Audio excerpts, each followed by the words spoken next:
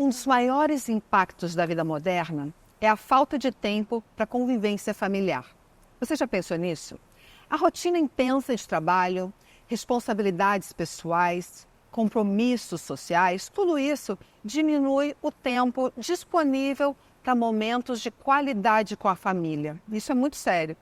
Precisamos priorizar momentos de convivência familiar intencional, com foco em criar memórias e fortalecer os vínculos.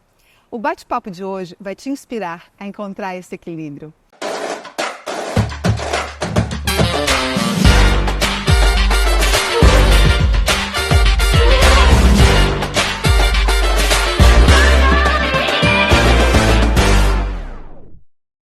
Eu tenho o prazer de receber um convidado muito especial. Ele lidera o movimento O Poder da Família, que já impactou 30 milhões de vidas. Olha que lindo! Ele é empreendedor, palestrante e apresentador do programa Papo em Família. Seja muito bem-vindo, Éder Davanzo. Obrigado, velho. Muito obrigado pelo convite. Obrigado por toda essa apresentação. Além de tudo, sou pai, marido. Faltou dizer tudo isso, pai, marido, se vira nos 30. Me vira nos 30. Obrigado pelo convite, prazer de estar aqui, nesse espaço onde você fala de tantas coisas importantes, principalmente para quem está lá daquele lado, principalmente mulheres, famílias que estão daquele lado. E uma coisa que me chamou a atenção é qual é a prioridade que a gente tem, que é o que você estava dizendo, né? A gente faz tantas coisas, a gente é tantas coisas hoje em dia, mas qual é a prioridade que a gente tem para o nosso tempo em família? Exato. Esse tempo de qualidade. Que é o coração de tudo. Então, por isso, mais uma vez, eu tenho que agradecer o teu tempo, a tua disponibilidade por estar aqui, porque eu sei que você impactou 30 milhões, mas são 30 milhões que ecoam, né? Não dá para a gente botar um número exato. E hoje esse programa vai ecoar. Eu tenho certeza, e vai tocar muitas pessoas, porque a gente falar de família, as pessoas estão muito enlouquecidas às vezes, procurando conquistas, né? E tem energia para isso, isso é um bom sinal. É bom que as pessoas tenham vitalidade para correr atrás, e ambição, é necessária a ambição também para te fazer sair do lugar. Mas nós estamos esquecendo do principal, que é este núcleo, que eu digo que é a âncora, não que fixa num ponto único, mas que te dá toda a base. Eu digo que é a base, sabe por quê? E quem está falando aqui muitas vezes parece muito aspiracional. É lindo, eu tenho minha família, mas eu tenho que trabalhar, eu tenho que ganhar dinheiro, eu tenho que cuidar da casa. Então parece aspiracional, mas é um ex-workaholic. Um cara que dedicou a vida inteira às empresas e que em determinado momento sempre tive uma família estruturada, nunca foi disfuncional, foi positiva, mas eu não tinha intencionalidade de olhar para ela como você está dizendo. Qual é o tempo que eu tenho aqui? E até que um dia o mundo parou, para mim e para todo mundo. Naquele momento eu olhei para casa e falei, bom, eu tenho sucesso. Olha que família estruturada que eu tenho. Foi um momento de muita convivência. Foi na pandemia. Foi na pandemia, mas intencionalmente olhei para aquelas pessoas que eram minha esposa, meus 2 filhos. Eu falei, uau, eu tenho sucesso lá fora, só que agora a empresa parou. Eu tenho sucesso dentro dessa casa, como minha primeira empresa. E ali, no dia a dia, eu comecei a entender que tudo que eu aplicava na empresa, mas muitas vezes disfuncional, porque era muito tempo para a empresa e pouco tempo dentro de casa, eu tinha todo o tempo agora para aplicar dentro de casa. E ali eu entendi que eu tinha uma grande empresa, que mesmo quando o mundo parasse, essa empresa não parava de funcionar e era fiel a mim. E aí foi muito engraçado que eu fiz um ato oficial um dia, quando isso caiu a ficha, eu fiz um convite formal para minha esposa. Falei, olha, hoje veste a melhor roupa que você tiver, a gente tem um jantar. Ela não deu muita atenção, porque era pandemia, onde que a gente vai jantar?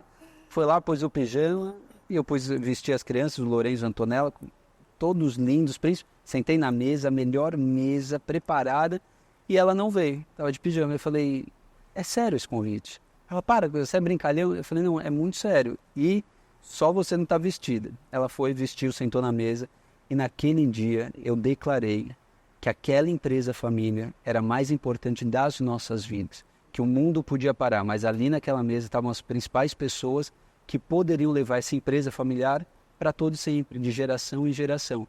E ali eu fiz um compromisso com eles e com Deus, de que minha primeira empresa seria aquela família, E desde então, todos esses movimentos surgiram na minha vida também. Que lindo, que declaração mais linda e genuína, né? Porque a pandemia foi uma loucura para todos. É como se nós tivéssemos atravessado uma guerra. Pessoas, famílias se desestruturaram, famílias, casais se separaram. Muita coisa aconteceu, mas é lindo ouvir que coisas boas e frutíferas aconteceram, né? E ali você teve um insight. Eu quero que tu conte, desde o começo, então, tu já contou a primeira noite como foi, mas o desenvolvimento deste projeto, o que é o projeto? Poder da Família Poder da nasceu, Família. isso em 2020, começou a pandemia, nasceu em 2022, junto de 2 outros grandes amigos. Porque eu digo que sempre quando vem um desafio, você vive o teu deserto, e no deserto você se conhece. Então ali naquele momento de pandemia foi um autoconhecimento e os valores de família em primeiro lugar. Quando a gente estava saindo dessa pandemia em 2022, conversando com um dos meus sócios, que é o João Kepler, batendo um papo sobre família com o filho do João, que é o Theo, que é meu sócio também, e a gente falando muito de família. A gente é muito intencional de falar a forma como a gente educa os filhos, como a gente lida dentro de casa. E aí nessa conversa, junto com o Kaká também, a gente falou, poxa, que pena que as pessoas não têm a oportunidade de estar aqui, de falar de família. Que bom seria se a gente pudesse abrir nossa casa e convidar alguns amigos, já que eles têm tanta curiosidade, e a gente via vários amigos ganhando muito dinheiro, mas sem núcleo familiar. A gente falou, vamos olhar uma data, vamos fazer esse encontro? Vamos. E ali daqui 30 dias, era dia 15 de novembro, um feriado, a gente tinha agenda. Falamos, vamos fazer um encontro? Vamos fazer, fizemos um convite aberto para quem queria ouvir sobre o poder que a família tinha, e apareceram 600 pessoas. Não pode ser isso. Já 600 de cara começou assim. 600 pessoas, usando só as nossas redes sociais para esse convite, locamos um teatro e ali chamamos outros amigos para falar quem tem autoridade. E a gente desenhou, inclusive o palco virou uma extensão da nossa casa, que é um marco nosso, que é ser uma sala de estar igual essa, como se a gente abrisse a nossa casa, mas a gente achou que a gente ia entregar sem saber o que a gente estava recebendo. Nós nos colocamos no palco, nunca nos preparamos para ser coach de família, palestrantes de família. Nós somos família. Só que a gente se pôs muito vulnerável no palco. Então nós, com as nossas esposas, então eu com a Vanessa, o João com a Cris, o Kaká com a Simone, chamamos na ocasião o Joel J e a Lalas, o pastor Cláudio Duarte com a sua esposa, e aí todos foram para o palco conversar o que nós fazemos dentro de nossas casas. E vimos uma transformação acontecer na plateia, que até hoje emociona a gente. A gente não tinha ideia do impacto que aquilo ia gerar, mas a gente entendeu que tinha uma responsabilidade nas nossas vidas, de ser um canal de conversa para aquelas famílias. E ali nasceu um movimento, então desse evento virou um movimento em nossas vidas, as pessoas começaram a nos questionar, abrimos uma rede social que hoje tem quase 1 milhão de pessoas, os nossos vídeos e conteúdos já impactaram, hoje eu acho que já passou de 50 milhões de impactos de famílias, e a gente começou a receber depoimentos de casais se perdoando, de casais se reconciliando, de filhos voltando a se comunicar com seus pais. A gente falou, uau, isso tem poder para eles e para nós. Primeiro pela coerência. Eu não consigo subir num palco e falar alguma coisa que eu não sou. Claro, então exato. Deus é tão incrível que eu falei, eu assinei um contrato com Deus sem ler naquela ocasião, porque com Deus a gente não vai ler contrato, mas era, se torne o melhor aluno, e de melhor aluno vire um professor, vire uma referência. Então hoje esse movimento é grande, no segundo ano 2.500 pessoas, esse ano a gente está voltando com o Poder da Família, dia 23 de novembro em São Paulo, 4.000 famílias sendo impactadas e a gente movimentando tudo isso através do desenho. Fantástico.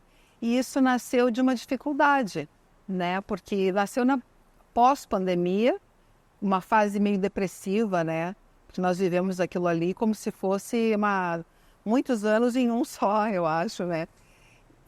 Tinha uma fase depressiva, e é que eu me recordei agora, até de você falar desse momento de dificuldade, a gente estava passando por um momento de eleição também no Brasil. E de um país bipolarizado, com bandeiras bipolarizadas politicamente. E que não era a nossa bandeira era a família. E aí a gente tinha dificuldade das pessoas super depressivas, de famílias que tinham perdido seus entes queridos, de casais que tinham se separado, porque talvez a pandemia foi o primeiro momento que eles conviveram juntos. Exato. Então os casais estavam separados, os filhos vendo casais disfuncionais e saindo completamente afetados de uma pandemia, e um país partido entre um lado e outro lado, sendo que se falava-se de família, mas famílias destruídas por uma questão política. E daí, em algum momento, a gente falou, será que é tempo de falar disso? E aí o nosso coração falou, não é só tempo, como é o momento, e essa é a hora.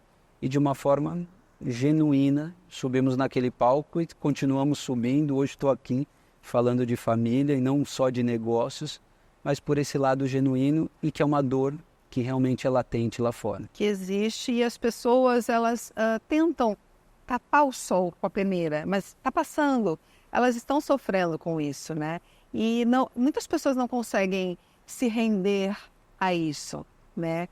O que você acredita que seja o principal problema hoje em dia que está destruindo esse núcleo familiar? O orgulho. O orgulho. O orgulho.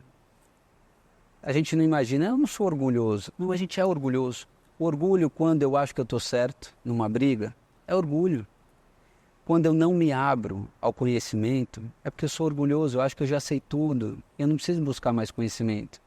Quando eu disputo dentro de um relacionamento, porque eu quero ganhar, não, é você que está certo, sou eu que estou certo, sou eu que estou certo, é orgulho de reconhecer as nossas fraquezas, de reconhecer o que o outro quer dizer e de entrar num acordo genuíno, generoso. Parece fácil também falar, mas não é. E por que o orgulho destrói? Porque é muito difícil. O oposto do orgulho é a humildade. E a gente se humilhar, ser humilde, reconhecer nossas fraquezas, nossos erros, pedir desculpa, é muito difícil. Mas como que eu vou pedir desculpa se eu acho que eu estou certo? Pois é. E aí que entra um monte de pilar. Inteligência emocional, que a gente tem que buscar, consciência de vida, educação dos nossos filhos, consciência do poder que a comunicação tem dentro das nossas casas, os princípios, os valores que regem um casamento. Eu acredito que ninguém casou para separar, mas a gente separa. Mas será que eu precisava ter separado? Tem casamentos completamente disfuncionais e é necessário talvez uma separação para um novo recomeço. Mas quantas vezes se a gente olhasse lá para trás e falasse, olha, se eu tivesse a consciência de hoje, eu não teria errado aquilo lá atrás. Como que a gente pode antecipar futuros?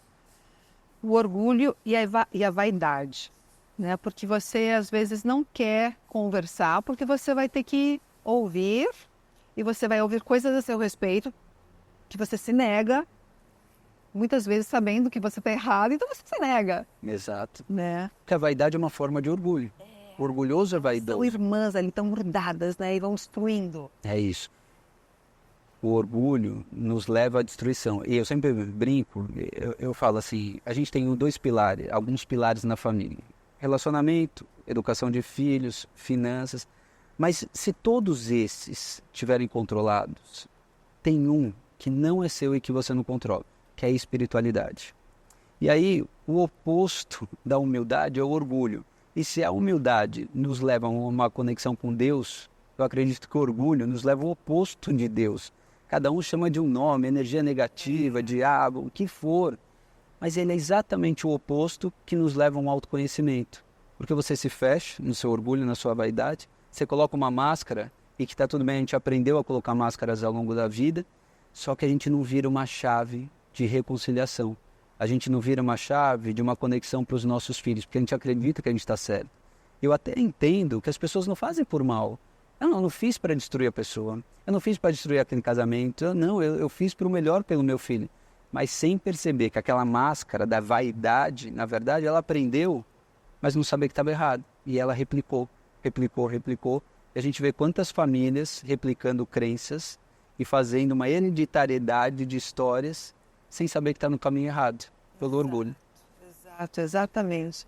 É muito triste. E é tão libertador ter essa visão, é você desenvolver a consciência, e eu acredito assim que a consciência é aquilo que está fora.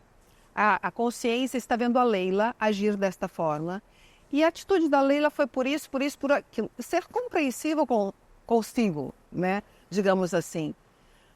Partindo daí, como você orienta essas pessoas que estão perdidas, estão lidando com toda essa, com as mágoas, com o orgulho ferido, com a vaidade, destruindo, mas que ainda tem jeito? Primeiro a gente acreditar que a gente nasceu para ter uma vida abundante, para ter uma vida bacana. E eu sei que existem vários desafios, e as pessoas falam, mas eu vivo o contrário disso. Eu não tenho sucesso profissional, eu não tenho sucesso no casamento. os meus filhos fazem exatamente aquilo que eu não queria que eles fizessem, eu não tenho dinheiro, estou numa situação precária financeiramente, ok. Então a gente está vivendo a escassez. Mas se eu estou dizendo que a gente nasceu para ter abundância e eu estou vivendo na escassez, alguma coisa está errada. E aí o primeiro conselho, autorresponsabilidade. Não é o mundo que está errado, porque o mundo é abundante. O que eu estou fazendo que não está me levando lá? Ah, mas a culpa é desse país, que é difícil, a política é difícil, olha só como está a economia. Opa, eu vou julgar o país, ou eu vou ver como eu posso melhorar, o que eu posso mudar. Quais são os meus hábitos no trabalho? Qual é o meu comportamento no trabalho? Qual é a minha dedicação? Eu estou virando 14, 16 horas, mas não é saudável. Não, mas tem fase da vida que não é tudo equilibrado, que é 16, 18 horas trabalhando até você chegar num ponto de equilíbrio e depois você ir acalmando. Tem fase para tudo. Meu relacionamento não é bom. Ok, mas meu marido é assim, minha esposa é assada. E eu? O que eu sou? Como eu estou me comportando? Será que eu estou sendo o marido, a esposa que ela gostaria? A autorresponsabilidade de olhar para si e entender que os resultados que a gente está tendo é muito relativo a nós e não aos outros. E aí eu acho que essa é a grande virada de chave, porque quando você assume a autorresponsabilidade, você se coloca nesse processo de buscar essa humildade, porque é difícil assumir a culpa, é difícil você colocar o dedo na tua ferida, e aí você começa a buscar os recursos que você não tem. E aí, num terceiro passo, assim, muito singelamente, porque eu acho que cada família tem as suas complexidades, é onde eu encontro o que eu estou precisando? No ambiente que você aspira, no ambiente que vibra o que você quer. Se você quer um relacionamento saudável, você tem que olhar à sua volta e falar, eu tenho casais, amigos com relacionamentos saudáveis? Eu frequento lugares que são relacionamentos saudáveis? E aí, bota a mão na tua ferida. Maridão, não, meu relacionamento assim, o meu é, mas dos meus amigos em volta, não são. Pô, meus relacionamentos em volta eu vejo muita traição, meus relacionamentos em volta eu vejo muita falta de respeito. Ou o meu comportamento fora de casa, quando ninguém está vendo, é aquele completamente incompatível com um casamento saudável. Opa, identifiquei. Como que eu mudo? Indo para o ambiente que tem esses relacionamentos que eu aspiro. Estou falando de relacionamento, mas qualquer coisa, educação de filhos. Se você conviver com pessoas que têm uma educação de filho e dão uma educação completamente diferente das que você quer, pronto, já identifiquei, ali não é meu ambiente. Eu sou completamente intencional aonde eu vou, com quem eu convivo ou com quem eu ando. Que lindo, gente. Assumir a responsabilidade da própria vida. Não tem como nós querermos mudar se a gente continuar fazendo a mesma coisa todos os dias, né? Isso já é muito sabido. Mas tira essa coisa do pessoal. Não é alguém fazendo contra você. Não é o mundo que está contra você. De que forma nós estamos nos posicionando? E eu sempre penso uma coisa, Eden, eu acredito que tudo tem um ponto de vista positivo. No pior cenário, vai ter algo ali que tu vai aprender. Se a tua família está passando por essa crise, e o casal está em total desequilíbrio, filhos rebeldes, parar, respirar, tirar do lado pessoal, peraí, eu vou separar, não é sobre vaidade, orgulho. É muito isso que você falou, eu já entendi e li. Eu acredito que as pessoas estão conseguindo visualizar isso de uma maneira mais didática, digamos assim, né? Peraí, tá no controle ainda, né? Total. É que a gente julga muito, a gente pré-julga. Talvez eu estou falando isso e alguém lá daquele lá está falando assim, é fácil para ele falar. Ele é bem-sucedido, ele tem uma família estruturada, ele tem uma vida financeira próspera, aí me julga. Não, eu só cheguei até aqui e vim de uma situação muito diferente porque eu estou falando, eu segui esse caminho. Eu só estou colocando para fora uma coisa que eu apliquei na minha vida e vim galgando. Um menino que nasceu numa vida super simples, que começou vendendo cocada na escola e que foi galgando, e hoje, se eu tenho todo o patrimônio que eu tenho, é porque eu segui esse caminho. E aí que eu já vejo, a primeira coisa é parar o julgamento de fora e fazer o auto-julgamento. E ter essa consciência que a vida, é difícil ouvir isso, mas a vida que a gente tem é a vida que a gente merece ter. E se a gente não está tendo outra vida, e toda vez eu tenho vários desafios, eu falo, pô, o que eu não estou fazendo? O que eu não consegui ainda enxergar? E o mais difícil é você ter essa consciência nos momentos desafiadores. Porque a gente também é ser humano e está tudo bem. ter sentimento é coerente. Eu tenho sentimento, eu fico com raiva, eu fico triste, eu fico nervoso, eu tenho tudo isso. Agora, como que eu externalizo isso a ponto de curar e solucionar o que eu tenho lá fora? Aí vem a inteligência emocional. Tem um mestre da inteligência emocional, meu amigo, meu paizão, que é o Paulo Vieira. Sim. E a gente entende que inteligência emocional é o que eu estou externalizando. Está na intensidade certa? É o jeito certo? Quantos relacionamentos acabam porque eu destruo na minha língua e eu saio do giro e nem precisava de tudo aquilo. Só piorou. O filho, eu sempre falo uma cena que eu acho incrível para a gente refletir, que é se a gente está num almoço de domingo em casa, com um monte de visita, e uma visita vai se servir, derruba uma jarra de soco no meio da mesa, molha tudo, o que a gente faz? Tá tudo... Não, imagina, não se incomoda, tá tudo bem, pega um paninho, fica limpo, não foi para nada. É teu filho que derruba uma jarra e não tem ninguém em casa, o almoço de domingo, só vocês. O que um pai e mamãe faz? Já briga, xinga.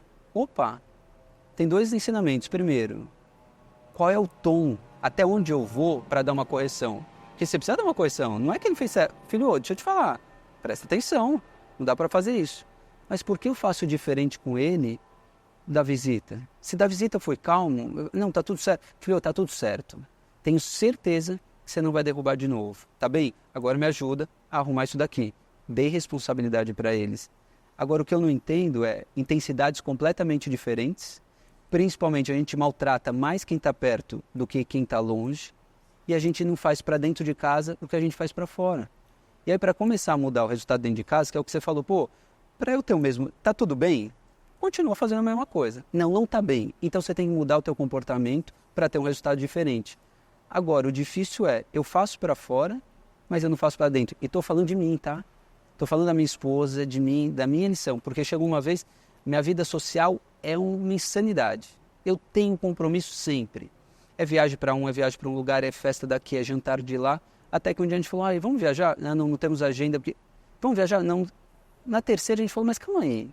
A gente não tem agenda para nós viajarmos só nós, mas a gente tem agenda para todos os jantares, para todos os aniversários e para todas as viagens quando é com os nossos amigos. A gente falou, chega, primeiro a agenda é nossa e depois ela é de fora. E isso até em presente. Você presenteia coisas legais que você não tem, você dá de presente para um amigo para agradar, Verdade. Por uma questão de status, porque ele merece, porque você vai honrar, mas você não se dá de presente aquilo. Eu amo comprar presente, mas eu não compro hoje o que eu também não tenho, o que eu não posso me dar. Então eu me dou. Eu primeiro me presentei, eu presentei minha esposa e aí a gente presenteia de fora. Isso é um processo. É fácil? Não é fácil. Não é automático. A vida não é automática, o sucesso não é automático. Por isso que a gente tem que pensar e ser intencional. Opa, estou fazendo para fora, mas não estou para dentro. Muda o jogo.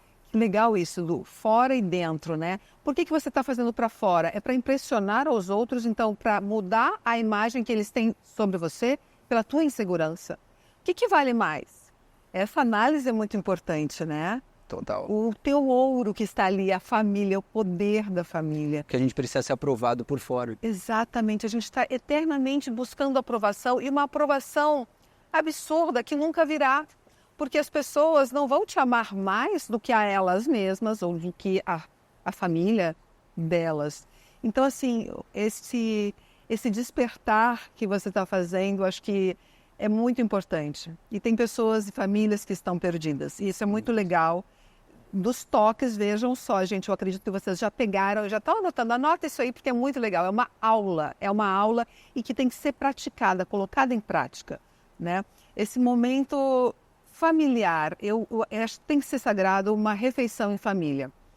Por mais difícil e corrida que seja a agenda, a família tem que ter esse momento sagrado. Eu não tinha essa visão, porque numa vida corrida empresarial se justifica. Não tem agenda, precisa trabalhar, precisa ganhar dinheiro e a família fica se perdendo em tempo de mesa. Se você olhar, Lena, nos Estados Unidos, o número de divórcio tem crescido absurdamente, no Brasil também. Mas esse movimento começa lá fora. E aí, se você olha os dados com a estatística do número de separação, é porque o norte-americano, ele tem um estilo de vida fast food. Ele não tem tempo de mesa. em família. É tudo muito rápido, eu pego as coisas no mercado, eu como na rua, é um fast food. E aí você vê que as famílias norte-americanas foram perdendo o tempo de comunhão de mesa. Eles não preparam almoço, eles preparam jantar, e aí perdeu o tempo de comunhão. Com isso, a família foi se distanciando, o número de divórcios subiu, filho saindo de casa, que já é cultural, sair mais cedo, sai. Aí você tem que olhar e falar, então calma aí, então tempo de mesa tem cura. Tem, e tem que ser intencional. Se a gente olhar, na minha idade, hoje as avós estão mais jovens, é diferente. Mas eu sou da época que a gente almoçava domingo na avó. Era a família inteira em volta da mesa, os tios vinham, os primos vinham. O quanto aquilo nos deixa saudades, que a gente relembra, e que o estilo de vida hoje muitas vezes não permite. Mas não permite porque a gente foi para o estilo de vida, mas a gente perdeu o estilo de família. E sem perceber que a mesa cura. Porque é numa mesa que muitas vezes você escuta uma dor, você fala, uau, nem tinha percebido, filho, que você tinha passado por isso. Você tem um tempo de escuta, de casamento, de relacionamento. Fácil? Não é. É intencional. O sucesso tem uma intenção para você ter sucesso. Aí você se obriga, então fala assim, ó, eu não vou abrir mão de um tempo de mesa. Ah, então o café da manhã a gente toma junto. Ah, não, café da manhã cada um seu horário. Ok, o jantar então, pode ser o jantar, pode ser uma vez na semana então que a gente vai conciliar. Se você der o primeiro passo, você vai entender o poder que uma mesa tem de escuta e o poder que uma mesa tem de cura. Dentro de casa primeiro e depois de fora. Porque quando você entende o poder de uma mesa, você seleciona com quem você senta. Hoje, as mesas que eu sento são sempre aquelas que me edificam. São aquelas pessoas que eu posso contar da minha vida, que eu sei que vibram com a minha prosperidade, que eu sei que vibram com o meu casamento, porque todos eles estão alinhados no que a gente vive. E aí aquele tempo de mesa que eu tenho fora de casa também me cura.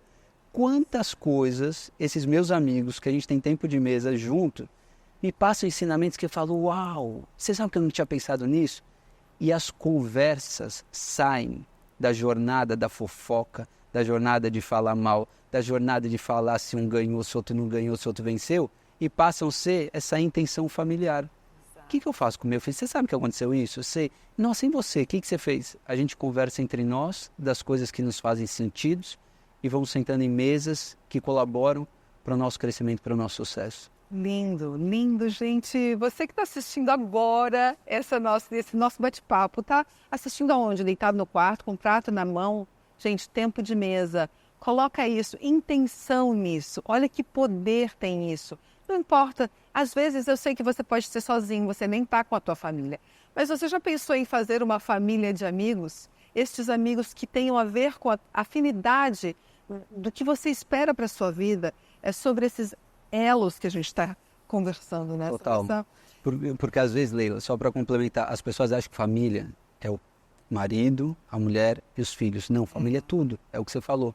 O solteiro, se eu soubesse o que eu sei hoje, adolescente, meu casamento estava 10 vezes melhor, as minhas empresas estavam 10 vezes maiores, tudo tinha sido melhor. Então a gente começa no relacionamento sozinho, porque a escolha de quem eu vou ter um relacionamento, seja ele qual for e qual tipo de relacionamento, se você tiver consciência da escolha e quanto essa escolha impacta no teu futuro, você vai escolher melhor. Ou você veio de um pai e de uma mãe, naturalmente você veio de alguém, você tem uma hereditariedade.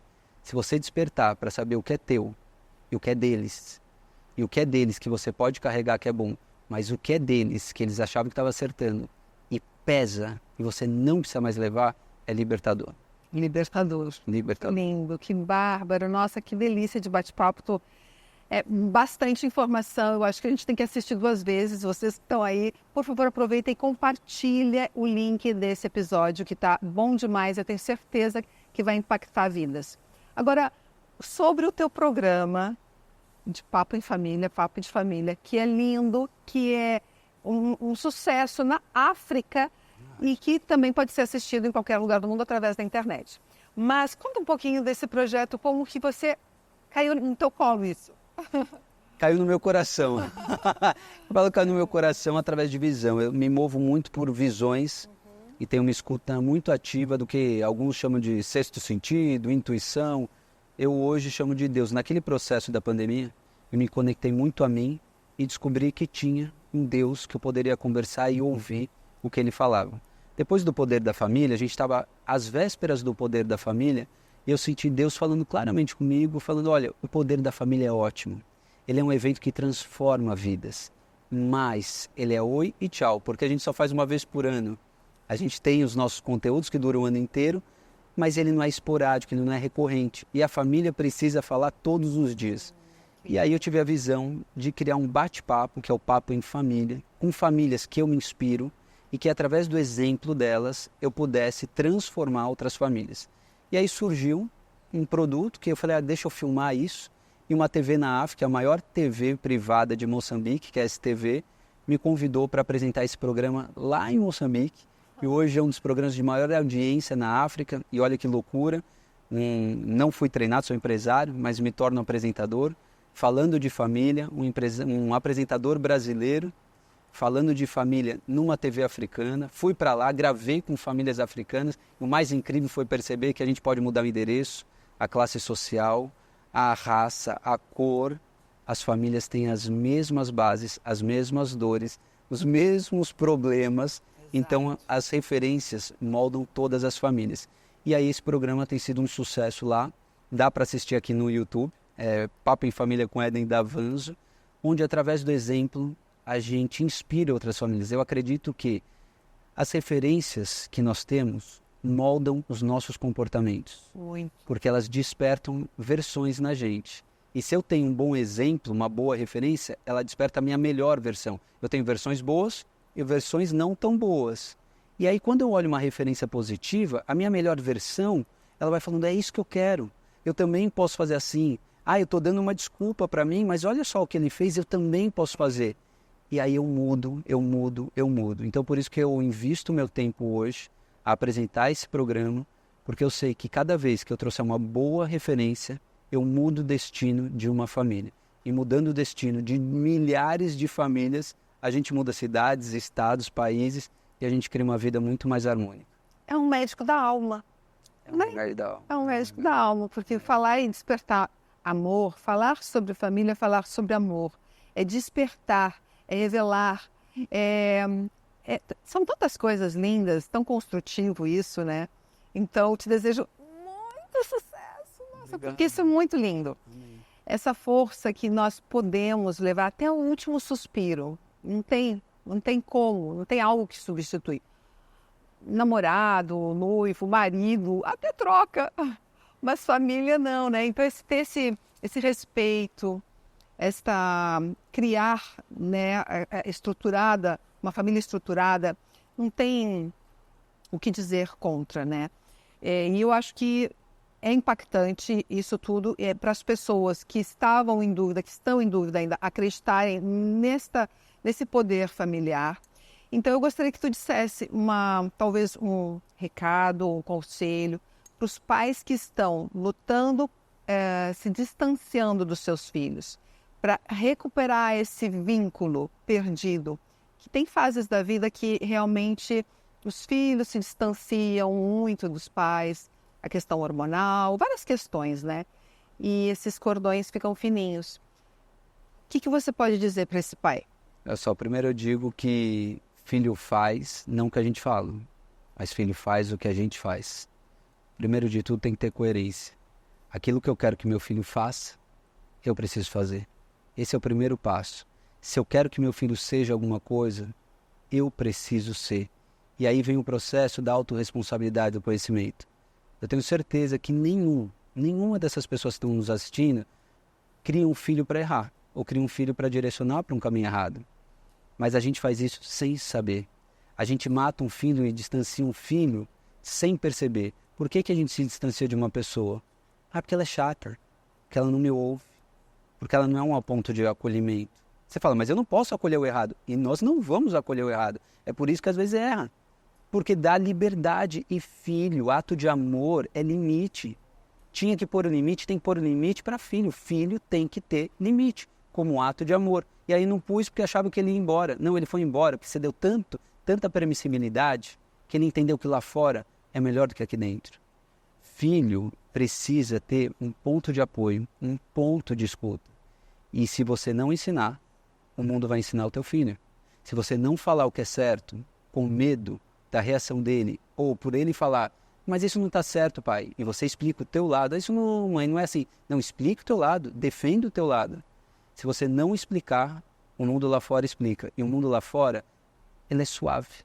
Porque ele não tem a responsabilidade de um futuro junto. Eu falo o que eu quero, o que interessa a mim, e aí você me acredita nisso. E está tudo bem, não tenho responsabilidade sobre sua vida. Se eu estraguei, eu não vou carregar isso comigo. Então a gente tem que tomar muito cuidado. Tempo de qualidade com o filho. Escuta ativa. Limite. Amor. É abraçar. Mas eu não aprendi a ser abraçado. Então se esforça, abraça. Olha no olho do seu filho. Conversa com o seu filho. E quando nada disso funcionar, porque deve ter um monte de gente falando assim, mas eu já fiz tudo, e meu filho foi embora, e meu filho já está com amizades erradas. Ei, ora, eu acredito num Deus sem qualquer religiosidade.